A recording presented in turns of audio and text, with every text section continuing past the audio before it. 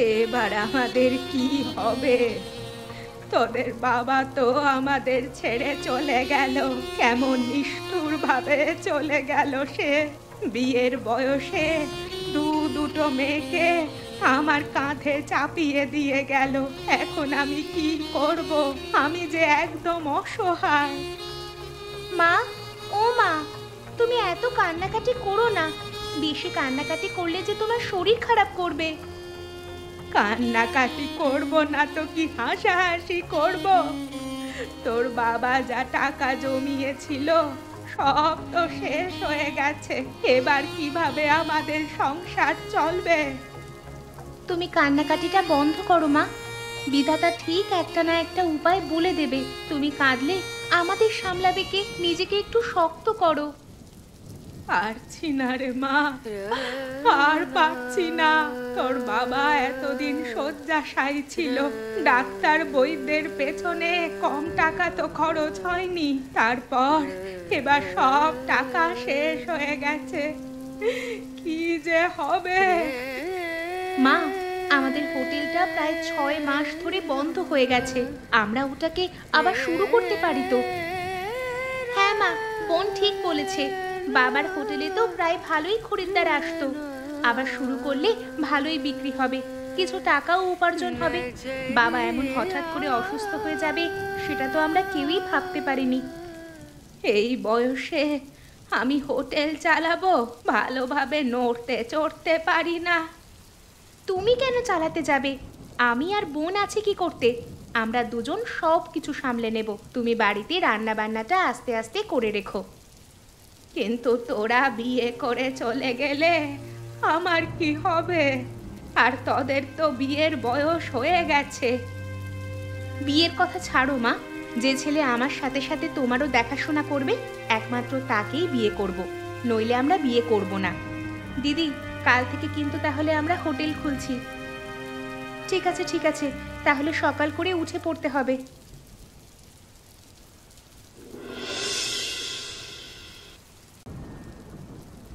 আচ্ছা শোনো না, আজকাল তুমি একটু বেশি টাকা খরচ করে ফেলছো।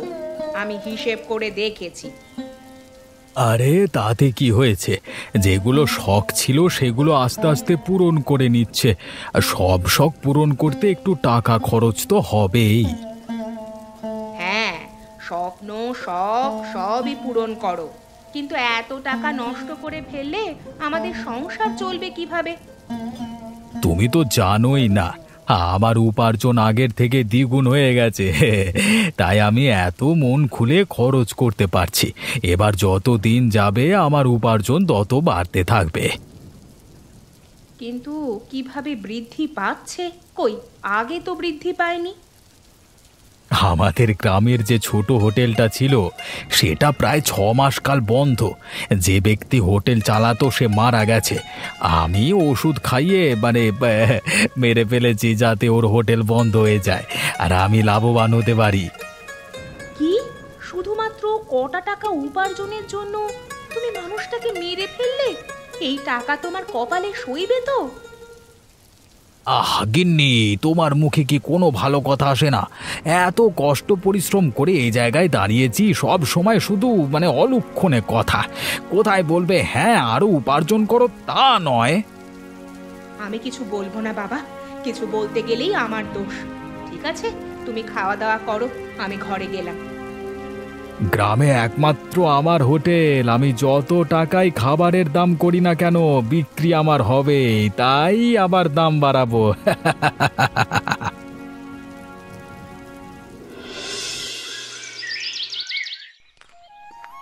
আরে খুড়ো যে, তা এই সাত সকালে কোথায় যাওয়া হচ্ছে? এই তো পাতো ভ্রমণে বেরিয়েছি। তা তুই কোথায় গেছিলিস? হ্যাঁ, আমি এই প্রাতঃভ্রমণ করেই ফিরছি। তা তুমি এসব কবে থেকে শুরু করলে? আর বলিস নে, আগের দিন ডাক্তারের কাছে গেছিলাম। বললে ভালো থাকতে গেলে হাঁটাহাঁটি করতে হবে, একটু ব্যায়াম যোগাসন এসবের চর্চা রাখতে হবে। তোমার তো বয়স হচ্ছে, এগুলো করা তোমার দরকার। আমিও এসব আগে থেকেই ভেবেই আজকে থেকে প্রাতঃভ্রমণ শুরু করেছি আর কি। এই নিয়ে যাতে পরে কোনো অসুবিধা না হয়। বাহ, তোর জ্ঞান তো খুব টনটনে। তা আজকে কোনো কাজ আছে নাকি? না হলে তুই আর আমি বসে আড্ডা দিতাম। হ্যাঁ, একটা ছোট্ট কাজ আছে। এখন যে বসে আড্ডা দিলে খাবারটাও জুটবে না। হোটেলে খাবারের দাম শুনেছো? খাবারের দাম শুনে সাধারণ মানুষের মাথায় হাত পড়েছে। হ্যাঁ, ওই অল্প অল্প কানে আসছিল, তবে ঠিক জানি না কি হয়েছে বলতো। আমাদের গ্রামের ভাতের হোটেলটা বন্ধ হয়ে যাওয়ার পর রফিকুল সুযোগ নিচ্ছে, সে তার হোটেলের খাবারের দাম বাড়িয়ে দিয়েছে। এবার তুমিই বলো, আমাদের মতো মিস্ত্রির ওই হোটেলটাই তো ভরসা। আর রাতে নিজে রান্না করে খাই, রোজ দুপুরে অত টাকা খাবার পেছনে দিয়ে দিলে থাকবেটা কি? বাবা, এত কিছু হয়ে গেছে আমি তো জানিই না। আসলে ঘর থেকে তেমন বের হই না তো, তাই শুনিনি। তুমি বলো খুড়ো, এভাবে খাবারের দাম বাড়লে কি করা হবে? হ্যাঁ, আমাদের ওই কাকা ছিল যে এত অল্প দামে পারতো খাবার দিত, যাতে গ্রামের মানুষের কোনো অসুবিধা না হয়। রফিকুল তো আর কি বলি, যা ভাবে সংসার চলছে আমি জানি, মানে হ্যাঁ। কি আর করবি বল, এভাবেই চালাতে হবে, না হলে আর উপায় কি? আমারই কপাল, কি আর কি করবে। হ্যাঁ, ঠিক আছে, তুমি যাও, আমি বাড়ির দিকেই যাই।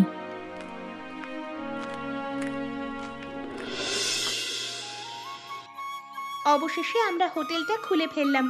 জানিস বোন, এই হোটেলটা বাবার সব থেকে প্রিয় ছিল।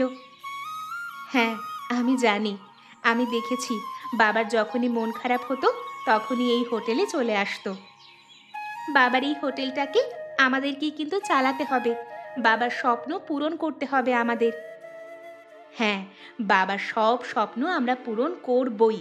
বাবা চেয়েছিলেন যাতে গ্রামের সকল মানুষ আমাদের এই হোটেলে খেতে পারে, তার জন্য কত কম দাম রাখতো খাবারের। আমরাও কিন্তু এই রকমই রাখবো। হ্যাঁ রে বোন, আমরা শুধুমাত্র ব্যবসা করার জন্য এই হোটেলটা খুলিনি, আমরা মানুষের সেবা করার জন্য খুলেছি। কিন্তু দিদি, আমাদের হোটেলে লোক আসবে তো? এতদিন হোটেলটা বন্ধ ছিল, তার উপর আমাদের সামনে এই বড় হোটেলটা রয়েছে। আদেও কেউ আসবে আমাদের এই হোটেলে? কি জানি, প্রথম দিন তেমন বেচাকেনা নাও হতে পারে, তবে অল্প দাম রাখলে গরিব মানুষেরা তো খেতে পারবে, এতেই আমাদের শান্তি। এবার বেশি না বকে তাড়াতাড়ি আনাজগুলো কেটে ফেল। দেখ, আমারগুলো কিন্তু হয়ে গেছে। হ্যাঁ দিদি, আমি তাড়াতাড়ি করছি, তুই গিয়ে রান্না চাপানোর বন্দোবস্ত কর।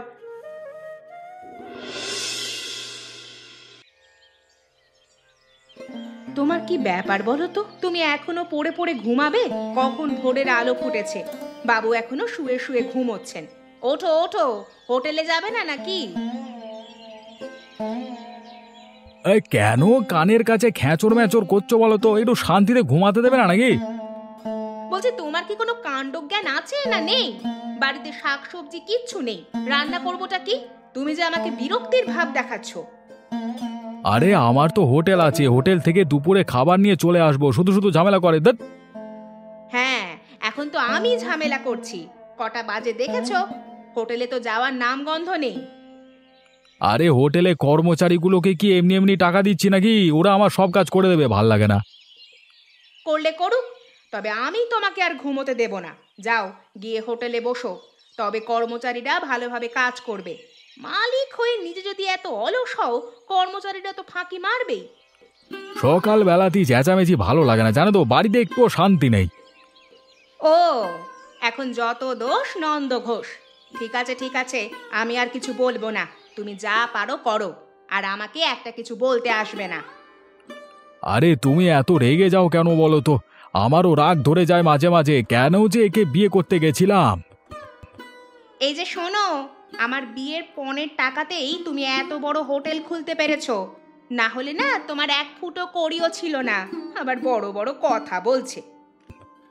হ্যাঁ, সব সময় এই কথাটাই খোঁটা দিয়ে যাও না।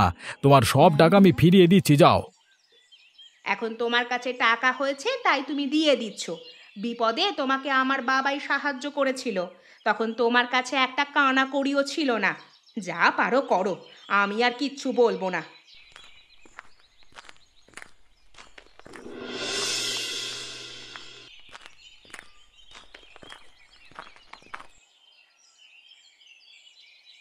কাকিমা, তুমি এখন বসে বসে বাসন পরিষ্কার করছো? এই বয়সে তোমার বিশ্রাম নেওয়ার কথা। আরে আরে বাবা মহেন্দ্র, তুই কি বলবো আর তোকে, বাসন পরিষ্কার না করলে কে করবে? কেন কাকিমা, নীলা কমলা কোথায়? ওরা তো বাড়ির সব কাজ করতে পারে।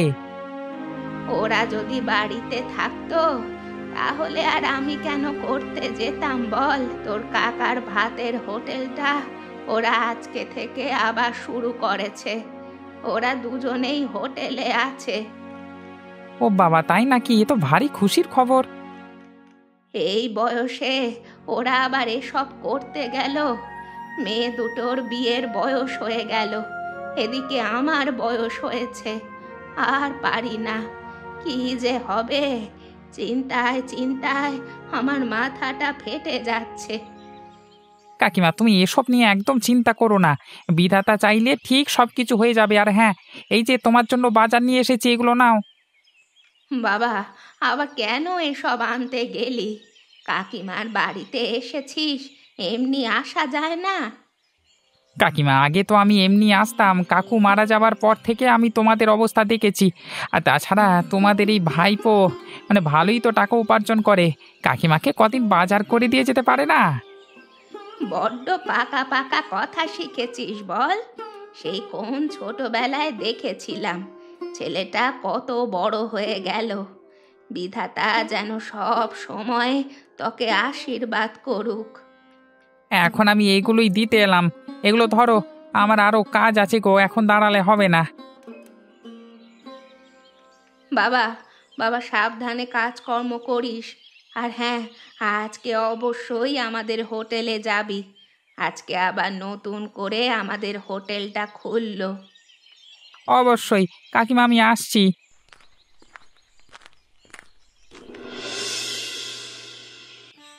বোন, আমাদের সমস্ত রান্না তৈরি, এবার শুধু কাস্টমার আসার পালা। অনেক দিন পর এত রান্না করলাম, জানি না কেমন খেতে হবে। এই হোটেলটা আবার কে খুললো? বেশ তো বন্ধ হয়ে গেছিল, আবার কে খুলেছে? এত চেষ্টার পর হোটেলটাকে বন্ধ করেছিলাম, আবার খুললো কে? আসুন আসুন, হোটেলে খাবেন নাকি? ছোট হোটেলে খাই না। এই যে তোমাদের হোটেলের সামনে বড় হোটেলটা দেখছো, এই হোটেলের মালিক আমি। আবার হঠাৎ হোটেল খুলে ফেলেছো কেন? ও আচ্ছা আচ্ছা, আমার বাবার স্বপ্ন আমরা পূরণ করতে এসেছি। বাবা তো হঠাৎই মারা গেলেন, তারপর থেকে হোটেলটা বন্ধ ছিল। কিন্তু আমার বাবার স্বপ্ন ছিল খুব অল্প টাকায় গোটা গ্রামকে খাওয়াবে। স্বপ্ন আমরা পূরণ করতে এসেছি। ও, তার মানে তোমরা খুব অল্প টাকায় খাবার বিক্রি করবে, তাই তো? হ্যাঁ অবশ্যই, যেটা করলে গ্রামের মানুষের সুবিধা হবে আমরা সেটাই করব। তাহলে একটা কথা কান খুলে শুনে রাখো, আজকে এক্ষুনি হোটেল বন্ধ করা। এত কম দামে খাবার বিক্রি করলে আমার হোটেল চলবে না। দরকার পড়লে তোমরা আমাদের হোটেলে কর্মচারী হতে পারো। আপনি আমাদের ভয় দেখাচ্ছেন? আমরা আপনার ভয়ে পিছপা হব না। আমরা আমাদের উদ্দেশ্য পূরণ করেই ছাড়ব। এক্ষুনি যদি হোটেলটা বন্ধ না করো তাহলে কিন্তু খুব খারাপ হয়ে যাবে, ঠিক আছে? আরে এখনো তুমি আমাকে ভালোভাবে চেনো না, তাই এখনো ভালোভাবে বলছি, গুটিয়ে নিয়ে চলে যাও। এই মশাই, আপনি আপনার কাজ করুন তো, আমাদেরকে আমাদেরটা করতে দিন। যত সব উল্টো পাল্টা লোক। আবার আমাকে অপমান! তোমার ব্যবসাও তুলে দেব আর আমার অপমানের বদলাও নেব। ভালো কথাই বললাম, শুনলে না তো? এবার দেখো শুধু কি হয়।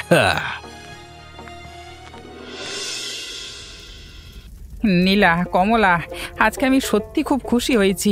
কাকুর হোটেলটা তোরা আবার শুরু করেছিস। তোদের দুই বোনের মধ্যে একটা আলাদা রকম ক্ষমতা আছে রে, তোরা কখনো আলাদা হোস না। না গো, আমরা দুই বোন আমাদের মায়ের জন্য সব কিছু করব। সত্যি, বাবাকে কত মানুষ ভালোবাসতো। প্রথম দিন হোটেল খুলতেই এত ভিড়। তোরা এইভাবে চালিয়ে যা, আমি তোদের পাশে আছি। শুধু আমি নয়, গোটা গ্রামের লোক তোদের পাশে থাকবে। হ্যাঁ, কারণ সামনের হোটেলটায় খাবার নামে লুটপাট করে নেয়, খাবারের এত দাম। আচ্ছা আচ্ছা, এখন ওসব ছাড়ো। আজকে ওই লোকটা এসে আমাকে ধমক দিয়েও গেছে। ওসব বাজে কথা। তুমি কি খাবে বলো? আমি আর কি খাবো, মিস্ত্রি মানুষ, দুমুঠো ভাত মাছ দিলেই হবে। বোন, মহেন্দ্র দাদার জন্য ভাত আর মাছের থালাটা নিয়ে আয়। আজকে তুমি পেট পুড়ে খাও। আর হ্যাঁ, সকলকেই বলছি, আমাদের এখানে একবার টাকা দেবে, কিন্তু যত ইচ্ছা খাবে। গ্রামের মানুষের জন্য যে তোরা এতটা ভাবছিস সেটাই অনেক। আচ্ছা, তোদের ওই পাশের খালটায় কি করবি রে?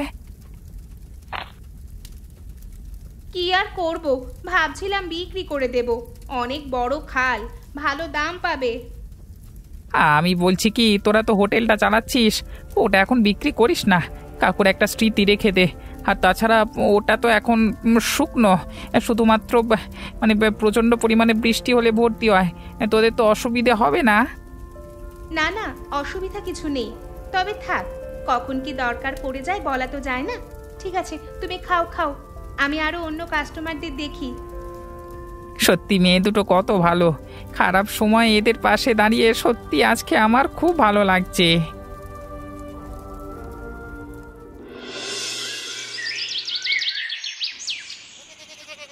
তোরা আমার কথা শুনবি না?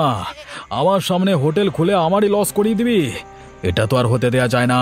এবার দেখ তুই শুধু আমি কি করি। তোর এই সধের ছাগলগুলো প্রত্যেকটা মরবে। ইঞ্জেকশন একবার দিয়ে দিলে আর কেউ আটকাতে পারবে না। সকালে উঠে দেখবি সব টিসে গেছে। ব্যাস, আমার কাজ এখন শেষ হয়ে গেল। এবার আমি নিশ্চিন্তে বাড়ি যাই। আশা করছি ওরা বুঝতে পারবে এটা আমিই করেছি, আর আমাদের সাথে লাগতে আসবে না। ওটুকু মেয়ে তার আবার অত বড় কথা, আমাকে অপমান করবে। এবার দেখ, যদিও বা কটা ছাগল দিয়ে কিছু একটা ইনকাম করতে পারতিস, সেটাও বন্ধ হয়ে যাবে। নাকে দেবে মরবি তোরা।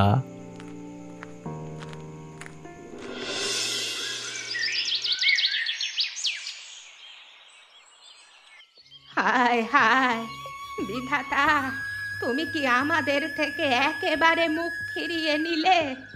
এই রকম ভাবে একের পর এক ক্ষতি করে দিয়ে যাচ্ছ আমার। এর থেকে মরে যাওয়া ভালো। মা, তুমি এসব কি উল্টোপাল্টা কথা বলছো?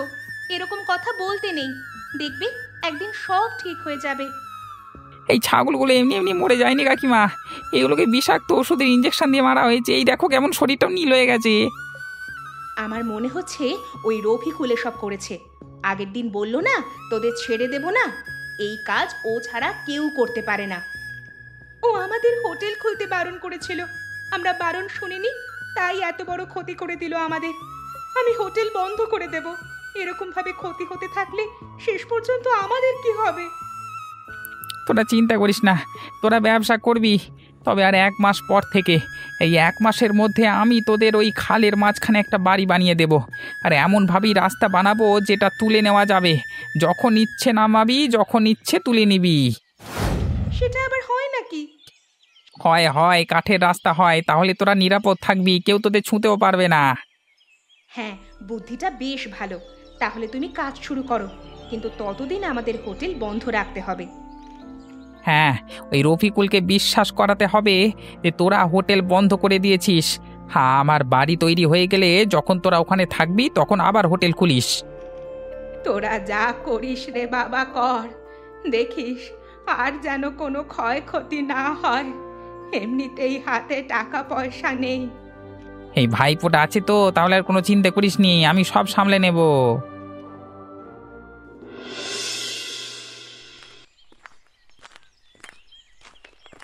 তোরা আবার আমার সামনে হোটেল খুলছিস?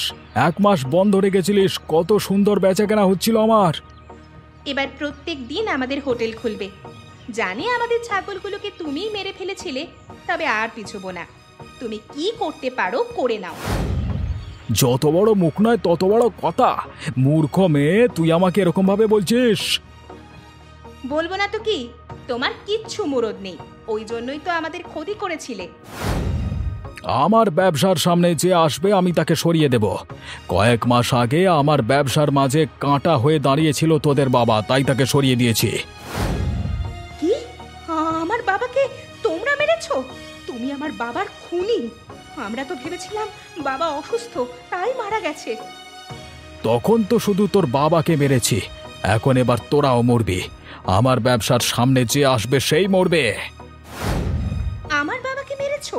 আমার বাবাকে মেরেছো, কিন্তু সেটার কোনো প্রমাণ নেই, তাই কিছু করতে পারছি না। কিভাবে তোমাকে এমন শাস্তি দেব, সারা জীবন আফসোস করবে।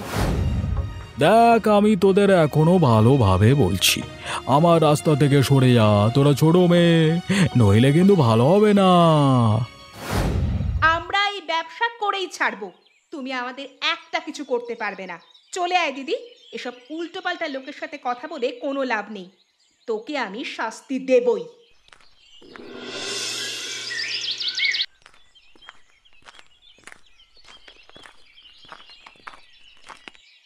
কি হয়েছে রে? হঠাৎ এই সন্ধেবেলায় আমার বাড়িতে এলি? দাদা, আজকে তোমার সাহায্য লাগবে। হ্যাঁ, কি করতে হবে বল, আমি নিশ্চয়ই করব। কিছু বিপদ হয়েছে নাকি? আজকে প্রায় 1 মাস পর আমরা আমাদের হোটেল খুলেছিলাম। হোটেল খুলতে যাওয়ার সময় রফিকুলের সাথে একটু ঝামেলা হয়েছিল। রাগারাগি করার সময় ও একটা সত্যি কথা বলে ফেলেছে।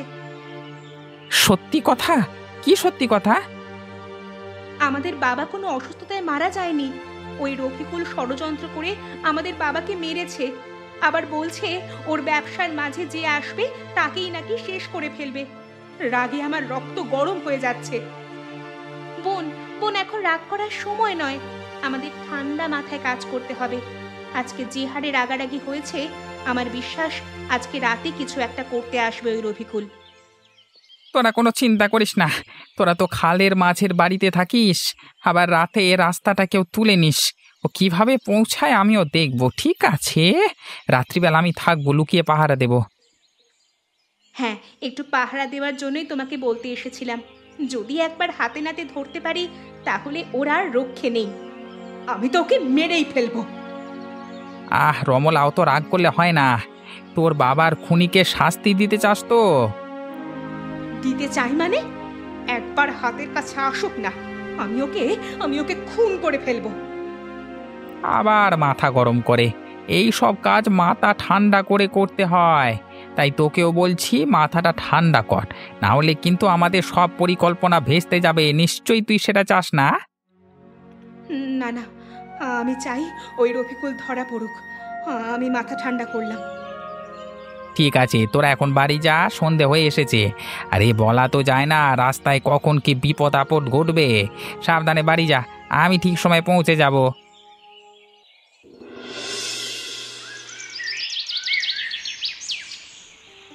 ওরে সাবাস, এরকম ভাবে বাড়ি এরা কবে করলো? এদের বাড়ির কাছে পৌঁছানো তো বেশ কষ্টকর হবে। সে যাই হোক, এদের আমি আজকে মেরেই ফেলবো। খালে তেমন পানি নেই, সাঁতার কেটে পৌঁছে যাওয়া যাবে। কি রে রফিকুল, এত রাতে এখানে কি করতে এসেছিস? তুই কি ভাবছিস তোকে আমরা ছেড়ে দেব? সেটা আর আজকে আর হচ্ছে না। আরে আরে, এ আবার কোত্থেকে এলো? আমি তো চারিদিকটা ভালোভাবেই দেখে নিলাম, কেউ তো ছিল না। কিছু একটা বলে কাটিয়ে দিতে হবে। এবারে আর ক্ষতি করতে পারবে না গো, সেরকম ব্যবস্থা আমি করে দিয়েছি। আর তুমি যেই পানিতে ঝাঁপ দিয়েছো সেই পানিটা একদম পচা। তুমি ওটার কিছুক্ষণের মধ্যেই তোমার সারা শরীর চুলকাতে শুরু করবে। সে কি? আমি তো এই দিক দিয়ে যাচ্ছিলাম, খালে পড়ে গেছি। ও আচ্ছা, এরপর আবার মিথ্যে কথা? এই কে কোথায় আছো? সকালে বেরিয়ে এসো, চোর ধরেছি। তুই চেঁচাচ্ছিস কেন? চুপ কর, চুপ কর ভাই। তো যত টাকা লাগে আমি দেবো, তুই চুপ কর। টাকা দিয়ে কিচ্ছু হবে না। আজকে তুই উচিত শিক্ষা পাবি। তোকে আমরা মারবও না, ধরবও না। তুই যেতে পারিস। তবে তুই যেই পানিতে ঝাঁপ দিয়েছিলিস সেই পানি তোর কি অবস্থা করে দেখ। সারা শরীর চুলকাবে। এর ওষুধ কোথাও নেই। আমাদের গ্রামে তো কেউ তৈরিই করতে পারেনি। অন্য গ্রামে যেতে যেতে ততক্ষণে তোর অবস্থা খারাপ হয়ে যাবে। আমার বাবাকে মেরেছিলিস না, এবার তুইও মরবি। আমাকে ক্ষমা করে দাও, আমি অনেক বড় ভুল করে ফেলেছি। কি করলে এই চুলকানি থামবে আমাদের, দয়া করে বলো। যদি বলে দেওয়ারই হতো তাহলে এত কিছু করতাম কেন? তুই খুন করেছিস, আর খুনের কোনো ক্ষমা হয় না। আমরা আর তোর দিকে ফিরেও তাকাবো না। তুই চুলকানিতেই মর। ভালো বুদ্ধি পাতিয়েছিস নীলা। হ্যাঁ, নিজের ভুলে প্রায়শ্চিত্ত এভাবেই করুক। হ্যাঁ, যেমন কর্ম তেমন ফল।